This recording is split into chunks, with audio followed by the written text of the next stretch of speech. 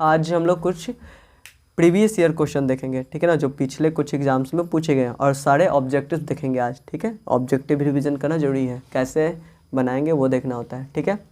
तो चलो पहला क्वेश्चन आज के लिए देख क्या कह रहा है कि यदि अल्फा बीटा, ठीक है, द्विघात बहुपद दिया हुआ है इतना, कितना दिया हुआ है, एफ एक्स बराबर x square minus 5x plus 7 दिया हुआ है, और इसका दो शून्यक है अल्फ़ा और बीटा, ठीक है ना, इसके दो शून्यक है कौन है, अल्फ़ा बीटा। तो निकालने का 1/अल्फ़ा प्लस 1/बीटा, ठीक है। तो 1/अल्फ़ा प्लस 1/बीटा कैसे निकालेंगे, हमें पहले इसे सॉल्व कर लेते हैं। 1/अल्फ़ा प्लस 1/बीटा होता है क्या, देखो नीचे वाले कैल्शियम लेंगे अल्फ़ा इंटू बीटा, ऊपर क्या करेंगे बीटा प्लस अल्फ़ा हो जाएगा, ठीक है। तो इसको कैसे लिख सकते हैं, इसको सिंपली ऐसे लिख देते हैं, ठीक है। अब ये है क्या, आखिर ये कैसा है, नहीं आया तो समझो सिंपल है, इस क्वेश्चन नहीं, भिन्न का जोड़ जो हम लोग बनाते हैं भिन्न का जोड़ वही है, ठीक है ना। अल्फ़ा और बीटा का एलसीएम नहीं निकलेगा तो हम लोग क्या करते हैं, एलसीएम नहीं निकलने पर मल्टीप्लाई करते हैं, मल्टीप्लाई कर दिए और अल्फ़ा से भाग देंगे, इस वाले को भाग देंगे। एलसीएम में यही नहीं करते हैं, जब हम लोग भिन्न का जोड़ बनाते हैं यही करते हैं, क्या करते हैं, ये जो आया है नीचे इसको इस पहले वाले से डिवाइड देते हैं। तो अल्फ़ा इंटू बीटा पहले से था और ये अल्फ़ा से भाग देंगे, तो अल्फ़ा अल्फ़ा कट गया, बच गया बीटा। अब इस बीटा को एक से गुना करते हैं, तो गुना के तो बीटा आ गया। उसी तरीके से दूसरे केस में भी किए, ठीक है ना, जिसमें बीटा से भाग दिया अल्फ़ा बचा, अल्फ़ा को ऊपर गुना कर दिया, तो अल्फ़ा प्लस बीटा हो गया। यानी कि ऊपर बचा अल्फ़ा प्लस बीटा और नीचे क्या बचा, अल्फ़ा इंटू बीटा।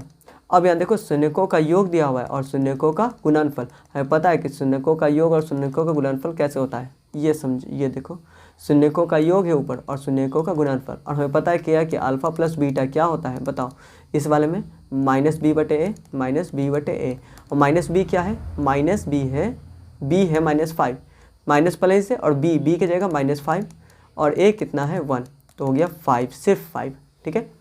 तो ये हो गया तुम्हारे क्वेश्चन में a into B, a plus B, और दूसरा क्या है a इंटू बी, शून्यकों का गुणनफल, गुणनफल होता है c/a। c क्या है, c है 7 और ये 1 है, तो 7/1 हो गया c/a, ठीक है। अल्फ़ा इंटू बीटा क्या हो गया 7/1 यानी कि 7, और ये क्या हो गया 5, ठीक है। यानी कि अल्फ़ा प्लस बीटा बटे अल्फ़ा इंटू बीटा यानी 5/7 हो गया हमारा आंसर। कौन हो गया answer, B, option number B हो गया हमारा आंसर। बोलो कोई दिक्कत नहीं, ठीक है। सिर्फ यही क्वेश्चन नहीं, और भी क्वेश्चंस पूछे जा सकते हैं, कैसे, जैसे कि अभी पूछा गया 1/अल्फ़ा प्लस 1/बीटा, ठीक है। तो ये ना पूछ कर देखो, हमें पहले दो चीज़ पिछले वाले क्वेश्चन से क्या मिल गया, पिछले वाले क्वेश्चन से मिल गया alpha plus beta equal to 5 और अल्फ़ा इंटू बीटा बराबर 7, ठीक है। ये दो चीज़ हमें मिल गया है। पूछ सकता है alpha square plus beta square निकालो, ठीक है। पूछ सकता है alpha square minus beta square निकालो, ठीक है। तो ये भी पूछ सकता है, तो कैसे करोगे, ठीक है। अल्फ़ा माइनस बीटा भी पूछ सकता है, अल्फ़ा प्लस बीटा भी पूछ सकता है, ठीक है। तो ये करेंगे कैसे, ये अल्फ़ा प्लस बीटा तो आसान है निकालना, अल्फ़ा माइनस बीटा बोलेगा तो कैसे निकालोगे, ठीक है। अल्फ़ा प्लस बीटा तो पता ही हमें, तो ये सब कैसे करेंगे, इसका फॉर्मूला होता है, क्या होता है इसका formula, alpha square plus beta square का होता है अल्फ़ा प्लस बीटा का होल स्क्वायर -2 अल्फ़ा बीटा, ये फॉर्मूला पता ही होगा तुम लोगों को, है ना। ये होता है, कैसे होता है, a प्लस बी का अगर होल स्क्वायर हम लोग निकालते हैं तो क्या होता है, a square plus B square plus 2ab होता है, और ये a square plus B square है, ठीक है। तो 2ab को हटाना पड़ेगा हमें, क्योंकि a square plus B square चाहिए, यहाँ देखो स्क्वायर के रूप में है, तो ये हमें चाहिए ना, तो a 2ab को इधर लेके जाएंगे तो माइनस हो गया, तो ये एक फॉर्मूला बन गया। कि कैसा बन गया, देखो ये जोड़ के रूप में और गुना के रूप में, और तुम बताओ कि जोड़ और गुना का रिजल्ट हमें पता है कि नहीं पता है, जोड़ है 5 और गुना है 7, जोड़ है 5 और गुना है 7, तो यहाँ alpha square plus beta square चाहिए, तो उसके लिए क्या चाहिए होगा, अल्फ़ा प्लस बीटा का whole square -2 alpha beta, -2 alpha beta. तो अल्फ़ा प्लस बीटा बताओ कितना हो गया, 5 का square -2 into alpha into beta 7, यानी कि 25 -14, तो 14 में से 25 गया, कितना बच गया, 11 बच गया, है ना। तो आंसर हो गया, यानी alpha square plus beta square बोलेगा तो कितना हो गया, 11 बच गया। अब बोलेगा अल्फ़ा माइनस बीटा निकालो, अब देखो यहाँ पर alpha square minus beta square कैसे नहीं निकल पाएगा, alpha square minus beta square नहीं निकल पाएगा। फिर से क्वेश्चन देखो, इसी को देखते हैं हम लोग, अल्फ़ा प्लस बीटा कितना दिया हुआ है हमारे पास 5, अल्फ़ा इंटू बीटा कितना दिया हुआ है हमारे पास 7, ठीक है। अब क्या है कि हम लोग निकालिए alpha square plus beta square निकालिए, कितना निकल गया, 11 निकल गया, ठीक है। ये तो हमें अभी पता चल गया। अगर क्या है कि alpha square minus beta square निकालो, अब ये कैसे निकाल सकते हो, इसका फॉर्मूला क्या होता है, equal to alpha plus beta और अल्फ़ा माइनस बीटा, ठीक है। अल्फ़ा प्लस बीटा और अल्फ़ा माइनस बीटा, ठीक है। तो प्लस तो पता है, माइनस पता है नहीं, तो फिर माइनस पता करना पड़ेगा हमें, तो माइनस पता करो। माइनस पता करने के लिए क्या कर सकते हैं, ये ऐसा कुछ हो सकता है क्या, देखो ठीक है। और इसको क्या लिख सकते हैं, alpha square plus beta square minus 2 alpha beta. अब ये देखो alpha square plus beta square हमें पता कि नहीं पता है ना। अगर डायरेक्टली ये पूछता तो हमें ये निकालना पड़ता फर्स्ट स्टेप में, ये फर्स्ट स्टेप में निकालना पड़ता है। अगर ये नहीं दिया हुआ तो ठीक है, ये पूछना ना पूछना वो अलग बात है, एग्जाम में पूछेगा नहीं पूछेगा, पूछेगा तो रेडी रहना है, ठीक है ना। यही सब कुछ क्वेश्चन ऐसे हो जाते हैं जो कि थोड़ा सा एक लेवल ऊपर पूछ देते हैं। अगर तुम तैयार नहीं हो तो तुम कहते हो क्वेश्चन हार्ड हो जाता है, तो हार्ड कुछ नहीं है, यही है। तो हमें ये alpha square plus beta square पता होना चाहिए, तभी हम ये अल्फा माइनस बीटा का निकाल पाएंगे। तो अल्फा माइनस बीटा का होल स्क्वायर रहेगा, तो ये वैल्यू कितना, ये value 11 minus 2 into alpha beta यानी कि 4। तो कितना हो गया 11 माइनस 8, कितना 11 माइनस 8 तो कितना हो गया 3 हो गया, कितना हो गया 3। ये अल्फा देखो ठीक से, अल्फा माइनस बीटा का होल स्क्वायर ये आया है 3, अल्फा माइनस बीटा हमें चाहिए तो अंडर रूट 3 हो जाएगा।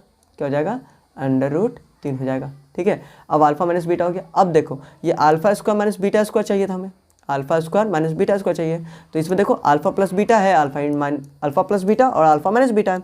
तो प्लस का वैल्यू 5 और माइनस का वैल्यू अभी निकाल लिए हम लोग, है ना। तो कितना हो गया 5 रूट 3। ये किसका वैल्यू हो गया, ये वैल्यू हो गया alpha square minus beta square का, ठीक है। अल्फा माइनस बीटा पूछा तो अल्फा माइनस बीटा रूट 3 यहाँ निकल चुका है। इस तरीके से क्वेश्चन पूछता है। तो क्या क्या हम लोग सीखे कि अगर अल्फा प्लस बीटा पता रहे, ठीक है, कुछ वैल्यू है जैसे कि यहाँ पर 5 था, ठीक है, अल्फा इंटू बीटा पता रहे तो क्या कर सकते हैं 7। तो हम लोग क्या सीखे कि 1 अल्फा प्लस 1 बीटा कैसे निकालते हैं, alpha square plus beta square ये कैसे निकालते हैं, अल्फा माइनस बीटा ये कैसे निकालते हैं, और alpha square minus beta square ये कैसे निकालते हैं। ये 3-4 हम लोग देखें। तुम लोग को प्रैक्टिस करना है तो इसी क्वेश्चन को या फिर कोई और क्वेश्चन जो बुक्स में मिलेंगे तुम्हें प्रैक्टिस करोगे इससे, ठीक है। तो ये इस तरीके से तुम्हारा सारा इस तरीके का जितना भी है वो क्लियर हो गया तुम्हारा, ठीक है। अब आगे क्वेश्चन देखते हैं नेक्स्ट पे, ठीक है। ये क्या कह रहा है, थोड़ा सा अगर छोटा दिख रहा है तो देख लो, थोड़ा सा बड़ा कर देता हूँ पढ़ने के लिए, ठीक है, फिर छोटा इसे कर देंगे। चलो ये क्या क्वेश्चन है देख लो एक बार, ठीक है। क्या कह रहा है, द्विघात बहुपद 6x स्क्वायर माइनस 7 शून्यक होगा। अब कौन सा शून्यक है इसका, ठीक है, इसको कैसे बनाओगे, ठीक है। 2 तरीके हैं, ऑप्शन वाइज चलो या फिर शून्यक निकाल दो फॉर्मूला से, ठीक है ना। ऑप्शन वाइज चलोगे तो क्या करोगे 3/2 यहाँ 3/2 यहाँ रख कर देखें, जैसे कि 6x square minus 7x minus 3। अब इसमें क्या करेंगे x बराबर कितना है 3/2, तो 3/2 रख के देखो इंटू 3/2 का स्क्वायर माइनस 7 इंटू 3/2 है ना माइनस 3, ठीक है। सॉल्व करेंगे तो 6 इंटू 9/4 माइनस 7/2 और माइनस 3। तो क्या हो गया देखो 2 से कटा कितने बार 2 बार में, 2 से कटा 3 बार में, 9 से 27 हो गया, 27/2 माइनस 21/2 माइनस 3, ठीक है। तो 27 में से ये गया 21 गया तो कितना हो गया बताओ 6/2 माइनस 3, ठीक है ना। भिन्न का घटा हुआ था ना, इसको सॉल्व कर लो, ये घटाओगे तो कितना मिल जाएगा 6/2, ये कट गया 3 में से 3 गया, कितना आ गया 0, क्या आ गया 0। यानी कि 3/2 हमारा आंसर सही है, ठीक है। तो 3/2 इसमें भी है, 3/2 इसमें भी है, तो ये दोनों हो सकता है हमारा आंसर। दोनों में से कौन सा होगा तो हमें चेक करना पड़ेगा 1/3 का, क्या 1/3 का 1/2 का, दोनों में से किसी एक को रख के देखो और 1/2 रख के देखो। अगर ये आ गया तो ये इसी को टिक मारेंगे, और ये आया तो इसको टिक मार लेंगे, और ये नहीं आया तो ये आ जाएगा, ठीक है। तो इसको कैसे करेंगे, ठीक है, तो इसको सॉल्व करेंगे कैसे देखो,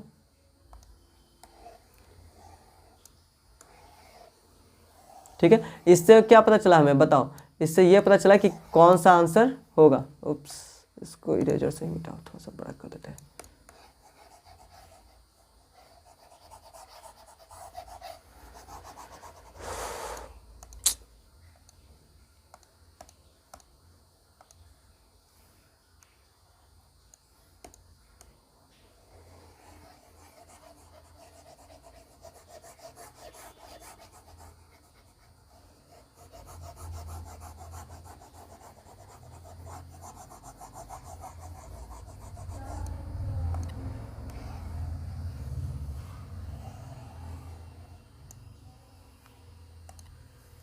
चलो तो यहाँ पर क्या रखेंगे, अब ये देखो पहले तो ये पता चला कि हमें ए या सी हो सकता है। तो दूसरा क्या दिख रहा है -1/3 दिख रहा है, 1/2 दिख रहा है।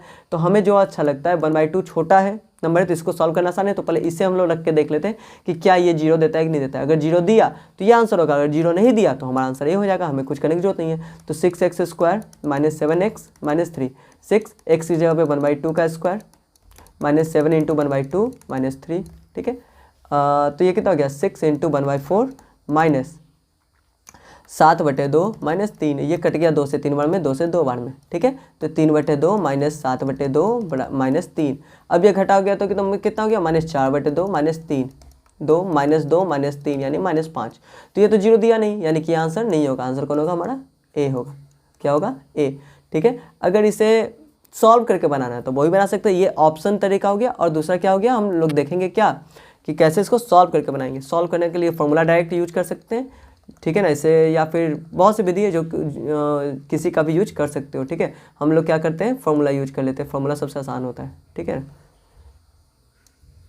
या फिर गुणनखंड विधि भी यूज कर सकते हो, ठीक है। चलो, तो गुना 6x² -7x -3 हो गया, ठीक है।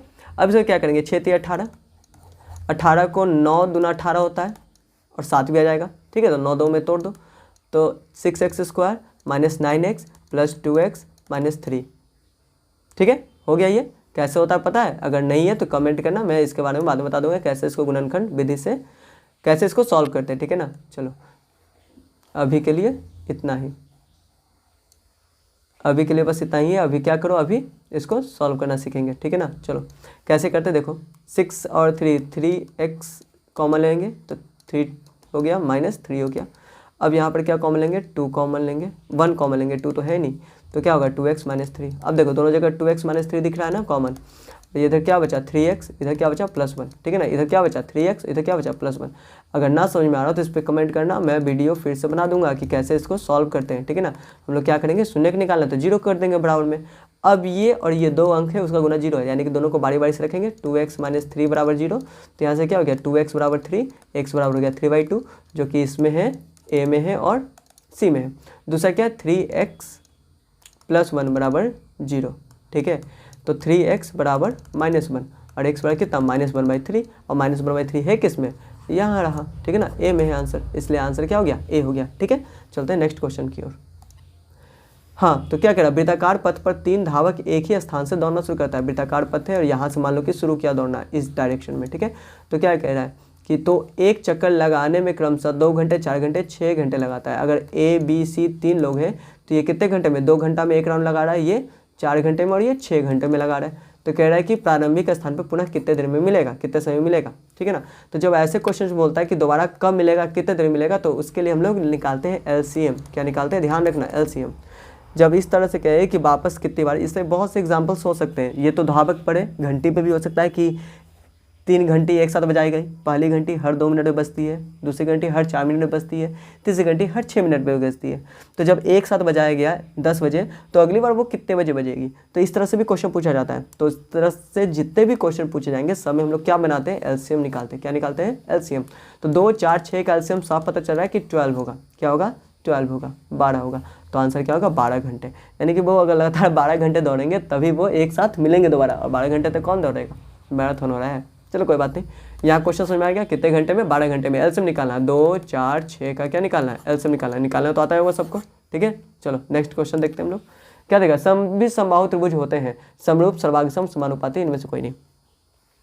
तो देखो ये क्वेश्चन जरा सभी समबाहु त्रिभुज होते हैं, ठीक है ना, तो समरूप होते हैं। क्या होते हैं, समरूप। कैसे समरूप, समरूप का मतलब क्या होता है, जैसे ये त्रिभुज है, इसके तीनों भुजाएं बराबर है और 60 60 60 तीनों होते हैं कोण, तो ये बड़ा भी हो सकता है, ठीक है, लेकिन भुजा तो डिफरेंस हो जाएगा। जैसे कि ये अगर 6 तो ये हो सकता है 8 हो, ठीक है, लेकिन एंगल तो 60 रहेंगे ना, एंगल क्या रहेंगे, 60 रहेंगे। समरूप करने का मतलब क्या, देखने में एक जैसा हो, उसके डायमेंशन का रेशियो सेम हो, हर एक साइड का डायमेंशन का रेशियो क्या हो, सेम हो, ठीक है। जैसे कहने का मतलब कि अगर ये 6/8 है तो ठीक है, इसको 6/8 लेते हैं, तो ये कितना हो गया बताओ, 3/4, तो 3/4, तो इधर भी तो 6/8 होगा, दूसरे साइड भी ना। जैसे कि इस साइड का कंपैरिजन इससे, इस साइड का तुलना इससे तो कर रहे, तो हर बार कितना आ रहा है, 3/4, यानी हर बार हर संगत भुजा का अनुपात सेम आ रहा है, यानी वो समरूप है, ठीक है।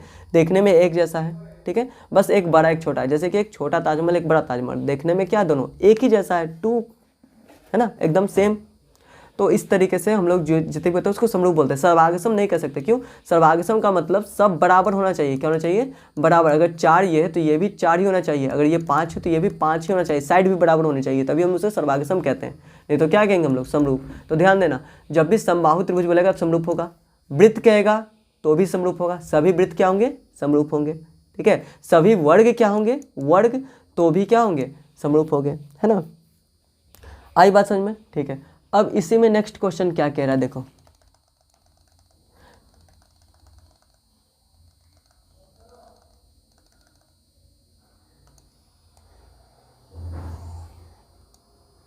ठीक है, तो इसी में नेक्स्ट क्वेश्चन कह रहा है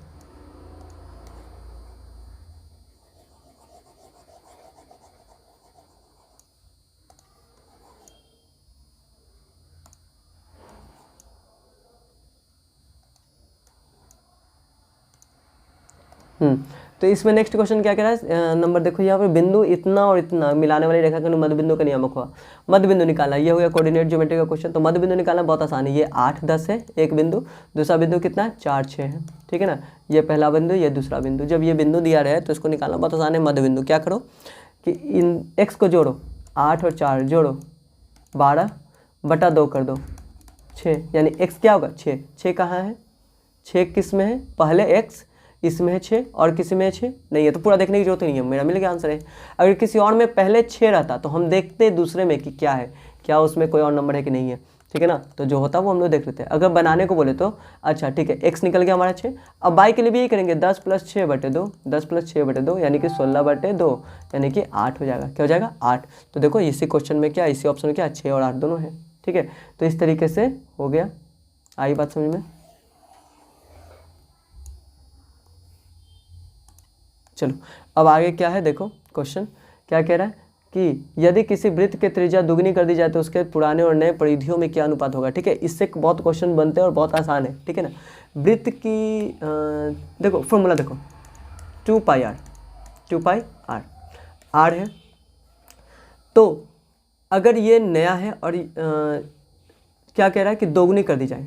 ठीक है ना, तो दोगुनी कर दी जाए मतलब क्या कि अभी 1 है तो बाद में क्या हो गया? 2 हो गया। अभी 1 है 8 तो बाद में क्या हो गया? 2। मान के चलते हम लोग 1 और 2। ठीक है, तो हम लोग ये देख लेते हैं क्या कि पहले किसका तुलना बोल रहा है, किसके अनुपात?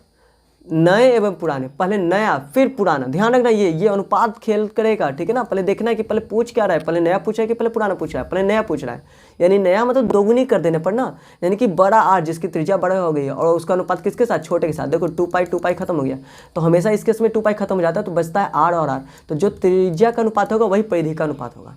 क्या होगा? परिधि का अनुपात होगा। यानी कि नया में क्या हो गया? 2 हो गया है और पुराना में क्या था? 1 था, यानी 2:1 ही रहेगा। ठीक है, क्या हो जाएगा? 2:1। कहाँ है? Option B. ठीक है, लेकिन ये परिधि ना बोल के बोलता क्या? क्षेत्रफल। क्या बोलता? क्षेत्रफल। तो क्या करते हैं? तो क्षेत्रफल में फॉर्मूला क्या होता है? तो क्षेत्रफल का फॉर्मूला होता है πr²। ठीक है, तो बड़े वाले के लिए बड़ा वाला, छोटे वाले के लिए छोटा वाला। ठीक है, तो पाई खत्म, तो r/r का होल स्क्वायर, क्योंकि दोनों पर स्क्वायर तो पूरे पे कर दिया। तो ये कितना था? 2 और नीचे कितना था? 1। स्क्वायर है तो यानी 4/1, यानी कि 4:1 हो गया आंसर। क्या हो गया? 4:1। अगर क्षेत्रफल पूछता तो आंसर क्या होता है? 4:1। इसको देखते के साथ कैसे बनाओगे? देखो यहाँ पर त्रिज्या कितनी बार गुनी हुई है? r² का मतलब कितना? r² का मतलब r × r, 2 बार ना। ठीक है, तो यहाँ पर 2 गुना किया गया, तो 2 गुना इसके लिए, 2 गुना इसके लिए, यानी टोटल कितना गुना हो गया? 2 दूना 4 हो गया। क्या हो गया? 4, यानी नया 4 हो गया, पुराना 1। यानी कि फॉर्मूला में स्क्वायर हुआ है तो जो 2 गुना हुआ है उसका भी स्क्वायर कर दो, 2 गुना भी हुआ है उसका भी स्क्वायर कर दो, 4 हो गया। ठीक है, इस तरीके से देख सकते हैं। लेकिन परिधि वाले में क्या होता है बताओ? 2πr। r 2 बार है क्या? r 1 बार ही है, यानी जो त्रिज्या का अनुपात है वही परिधि का अनुपात रहेगा। ठीक है, इसमें कुछ देखना ही नहीं है। तो जब क्षेत्रफल बोलेगा तो उसका स्क्वायर कर देंगे।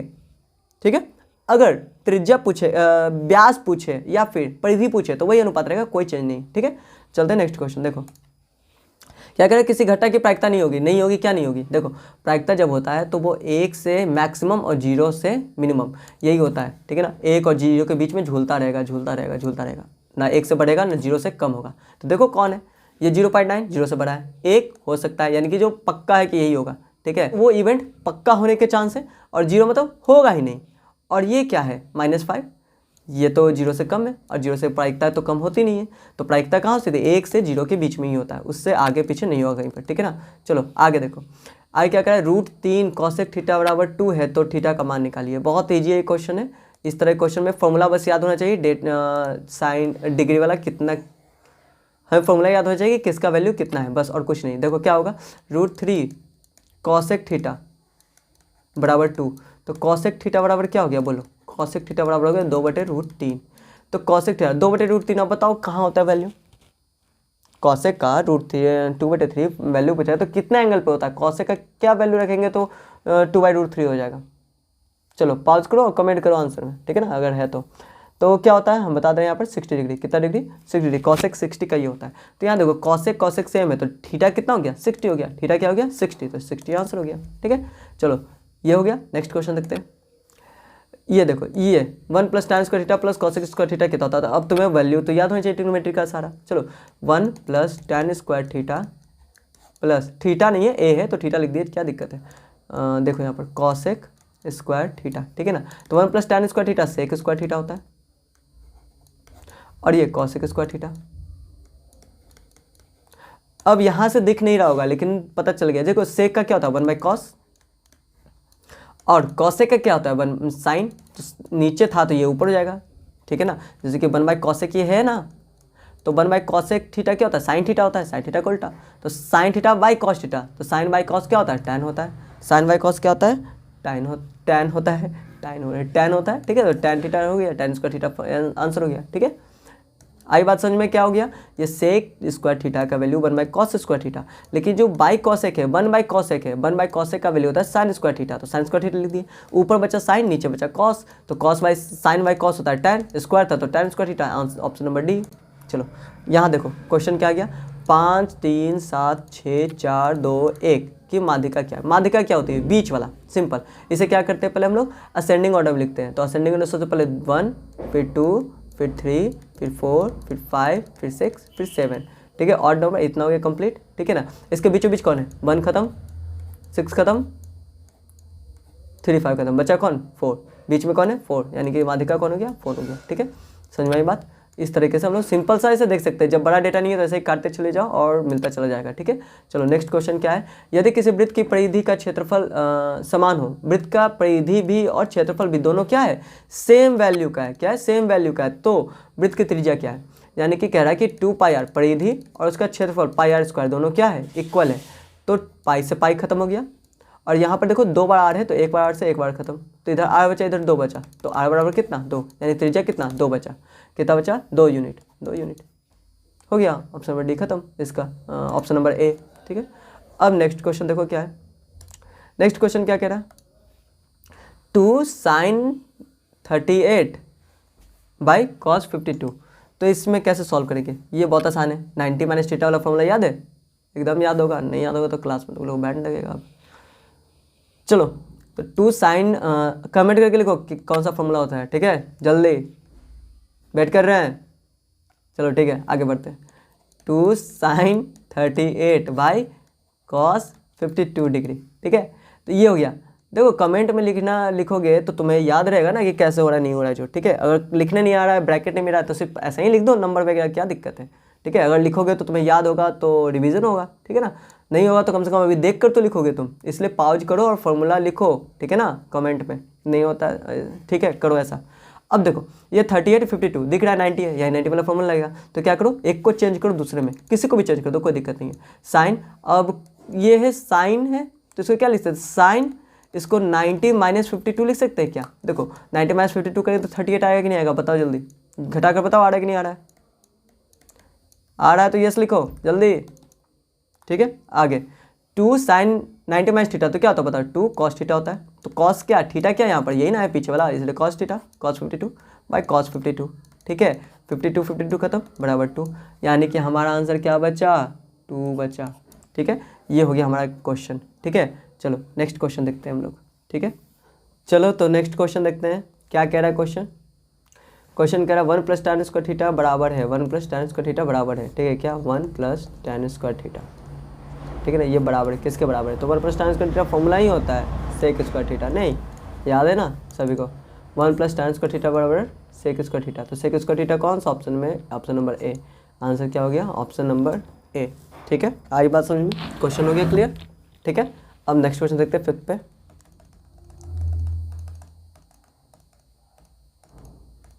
फिफ्थ नंबर, ये 4th का आंसर ए हो गया। 5th नंबर देखो क्या है, रुक जाओ जरा सा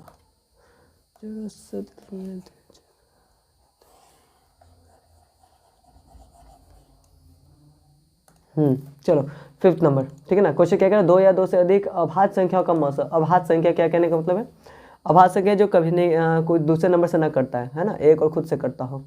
2, ठीक है, 2 या 2 से अधिक अभाज्य संख्याओं का मौसा, ठीक है ना। किससे, 2 या 2 से अधिक। तो मौसक सॉरी अभाज्य संख्या क्या है, जैसे अभाज्य संख्या 2, 3, 5, 7 इस तरीके से। अगर इसका हम फैक्टर देखें तो 2 गुना 1 है, इसका फैक्टर देखें 3 गुना 1 है, इसका गुणनखंड 5 गुना 1 है, ठीक है ना, इसका गुणनखंड 7 गुना 1 है। तो देखो सिर्फ यही तो मिलेगा ना, और कुछ मिलने वाला है नहीं।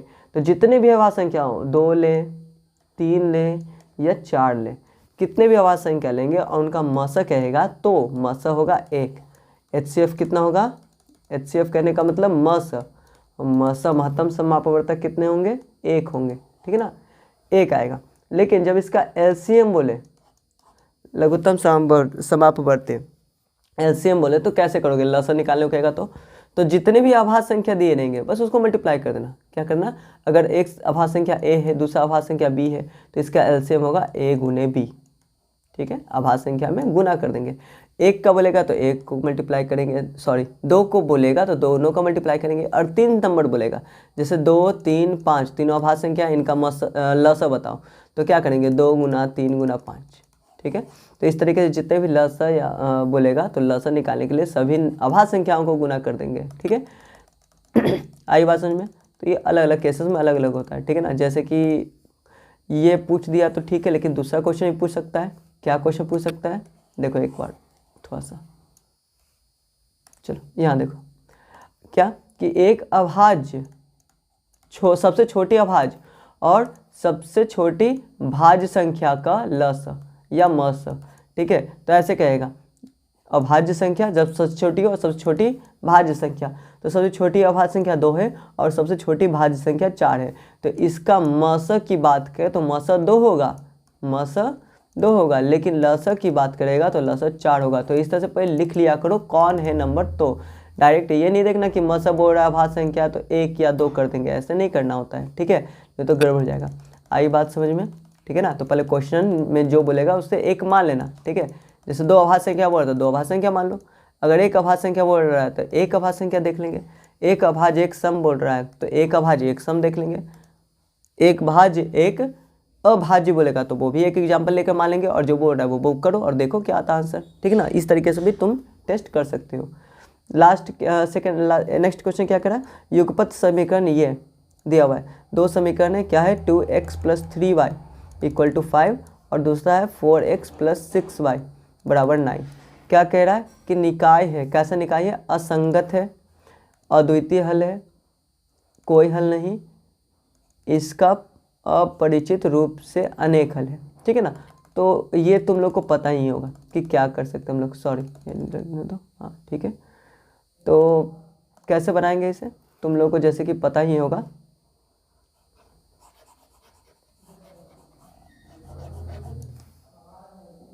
ठीक है। कैसे कर सकते हैं, यहाँ पर हमें पता है कि एक हल होता है, तो उसके लिए हम लोग देखते हैं A/D बराबर नहीं होना चाहिए B/E के। ये A और B क्या है, DE क्या है,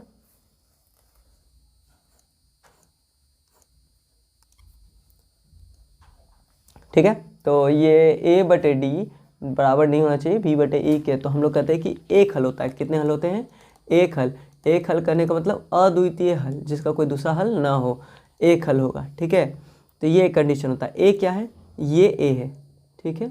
X के साथ जो गुना है उसको A बोलते हैं, Y के साथ गुना है उसे B बोलते हैं, और जो अचर पद है उसे C बोलते हैं, ठीक है। सेम कहानी नीचे, अगर X का है तो उसे D बोलेंगे, इसे E बोलेंगे, Y वाले को इसे F बोलेंगे। बहुत से बुक्स में ऐसे नहीं होंगे, बहुत से बुक्स में क्या होंगे, ABCDEF नहीं लिखकर A1 A2, ठीक है ना, B1 B2 C1 C2 ऐसा लिखा होगा, ठीक है ना, ऐसा लिखा होगा A1 A2 B1 B2 C1 C2, वही है। अगर ये A है तो ये A2 है, ये B1 है तो B2 है, ये C1 है तो C2 है, ठीक है। आई बात समझ में। चलो अब देखते हैं आगे। ठीक है, दूसरा क्या कंडीशन होता है कि अगर a बटे डी बराबर है b बटे ई के, लेकिन बराबर नहीं है c बटे एफ के, है ना, इन दोनों का अनुपात के बराबर नहीं है, तो इसका होता है एक भी हल नहीं होता है, एक भी हल नहीं। ठीक है ना, एक भी हल नहीं होगा तो असंगत, इसी को क्या बोलते हैं हम लोग, असंगत। एक भी हल नहीं होने का मतलब असंगत, यानी कि दोनों में संगति नहीं है, दोनों समांतर रेखाएं एक दूसरे को कभी कट नहीं करेंगी, इसका मतलब ये होता है। ठीक है, अब क्या देखें, तीसरा कंडीशन क्या होता है, तीसरा देख लो। तीसरा कंडीशन होता है ये अपरिचित रूप से अनेक हल, है ना। अनेक हल होने का मतलब कि a बटे डी बराबर b बटे ई बराबर c बटे f। अगर ये तीनों का अनुपात सेम हो जाता है ना, इन दोनों का और इन दोनों का अनुपात सेम हो जाता है ना, तो अनगिनत हल हो जाते हैं। क्या होते हैं, अनेक हल बोलो या अनगिनत हल बोलो, ये कहीं ना कहीं एक ही लाइन को दो अलग अलग जगह से दिखा रहे होते हैं। ये दो समीकरण है, ये एक ही जगह से दो अलग अलग बिंदु को दिखा रहे होते हैं। ठीक है ना, इस तरीके से ही होता है। ठीक है, तो ये तीनों कंडीशन याद रखें ना, इसमें कोई भी पूछ सकता है। ठीक है, तो इस वाले केस में अगर हम देखें a1 a2 को, तो 2/4 कट कर दिए तो 1/2 हो गया। ठीक है, अब दूसरा देखो b बटे सी को, सॉरी ये b बटे ई को 3/6, ये भी कट के 1/2 हो गया, यानी कि ये दोनों बराबर हो गया, यानी कि ये a1 ये कंडीशन हो रहा है और ये कंडीशन हो सकता है, क्योंकि आगे देखेंगे c/f कट रहा है कि नहीं कट रहा है। ठीक है ना, ये तो होगा नहीं क्योंकि हमें बराबर नहीं होना चाहिए ऐसा लिखा हुआ, लेकिन यहाँ पर तो बराबर है। ठीक है, तो बराबर दो केस में, एक तो ये केस हो गया और दूसरा केस ये हो गया, तो हम लोग c/f से मिलाते हैं। तो c कितना है 5, f कितना है 9, तो 5/9 है ना, यहाँ 1/2 यहाँ 1/2, लेकिन ये 5/9 आया। क्या ये बराबर है, नहीं है, ऑफकोर्स नहीं है। नहीं है तो क्या होगा, ये वाला कहानी चलेगा, ये वाला भी फेल हो गया इसके सामने। तो ये जब एक बराबर हो दूसरा बराबर नहीं है तो क्या है, एक भी हल नहीं, क्या एक भी हल नहीं होगा, यानी असंगत होगा। ठीक है ना, क्या होगा इसका आंसर, असंगत होगा। तो ये जो तीन टर्म्स हैं, तीन कंडीशन है, वो ध्यान रखना। पहला केस जब बराबर हो ही ना, दूसरा केस पहली बार तो बराबर है लेकिन दूसरी बार बराबर है ही नहीं, इसमें तीनों बार बराबर है, दोनों बार बराबर है। ठीक है ना, तो इस तरीके से अगर बराबर नहीं है शुरू में ही तो इसके एक हल। ठीक है, पहला बार बराबर है लेकिन दूसरे बार बराबर नहीं तो एक भी हल नहीं, कटेगा ही नहीं, दोनों समांतर रेखाएं होंगी। लेकिन अगर तीनों बराबर है यानी कि एक ही जैसा, यानी कि एक ही लाइन पर है लेकिन बस दो अलग अलग जगह से इसको दिखा रहा है। ठीक है, आई बात समझ में। चलो तो चलते हैं नेक्स्ट क्वेश्चन की तरफ। क्या कह रहा है, वृत्त का केंद्र O है। ठीक है, एक वृत्त है, केंद्र O है। ठीक है, अब क्या कह रहा है, क्या कह रहा है, वृत्त का ये है तो ठीक है, क्या कह रहा है कि POA है, बिंदु P से खींची गई दो स्पर्श रेखाएं P और PB, यानी कोई बिंदु है और यहाँ से क्या की जा रही है, स्पर्श रेखा खींची जा रही है। ठीक है, नीचे और ऊपर दोनों जगह पर। ठीक है, ये नहीं हो पाया, इसको ठीक से कर ले जरा। चलो ये पॉइंट हम लोग मान लिए P, ये हो गया A और ये हो गया B। ठीक है, PAB हो गया एक। ठीक है, क्या कर 80 डिग्री पे झुका हुआ है, यानी कि ये दोनों जो है वो कितने पे है, 80 डिग्री पे झुका हुआ है। कह रहा है कि कौन पर झुकी है, तो POA, तो POA ये वाला एंगल ये यहाँ पर O पे मिल रहा है। ठीक है, ये 90 डिग्री बना रहा है और इसको मिलाना है P से। ठीक है, तो ये POA है। ठीक है ना, इसका एंगल क्या होगा, तो हमें पता है, अगर इसे पहले से मिला दो तो अगर ये ना है, नहीं है, क्या है ये नहीं है, इसको अभी हम लोग मान लेते हैं कि नहीं है। सॉरी ये तो पूरा हो जा रहा है, मान लेते हैं अभी इसे नहीं है। तो ये एंगल ठीक है कितना होगा, ये वाला एंगल कितना होगा, बोलो जल्दी बोलो, क्लास में बताए हैं, कमेंट करो। ठीक है ना, एक बार कितना होगा। ठीक है, पॉज करो और कमेंट करो, फिर आगे बढ़ते हम लोग। ठीक है, ये 90 डिग्री, ये 90 डिग्री, ये एक चतुर्भुज दिख रहा है क्या, ये एक भुजा, ये दूसरी भुजा, ये यहाँ से यहाँ तक तीसरी भुजा और ये यहाँ से यहाँ तक चौथी भुजा। जब ये चारों भुजा है तो चारों एंगल का जो सम होता है, जोड़ होता है, वो होता है 360। ये 90, ये 90, 180 खत्म, यानी कि 180 बचा और ये दोनों मिलकर कितना होगा 180। इसको हम थ्योरम में भी प्रूफ कर चुके हैं पहले। ठीक है, तो ये जो हो गया तो ये दोनों मिलकर 180 होना है और ये 80, तो ये अकेला 100। अब जब इस लाइन को हम लोग देख रहे हैं, अगर ये लाइन यहाँ पर आ जा रहा है, ठीक है, तो हमें पता है क्या पता है कि ये जब लाइन आ गया तो ये दो बराबर हिस्सों में बट गया, दो बराबर हिस्सों में बट गया, है ना।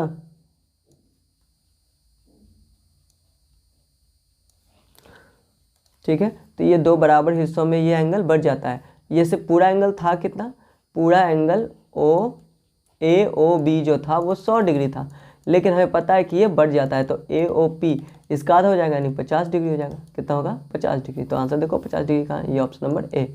ठीक है, आई बात समझ में, क्लियर है। अब यहाँ देखो 8 नंबर क्या कह रहा है,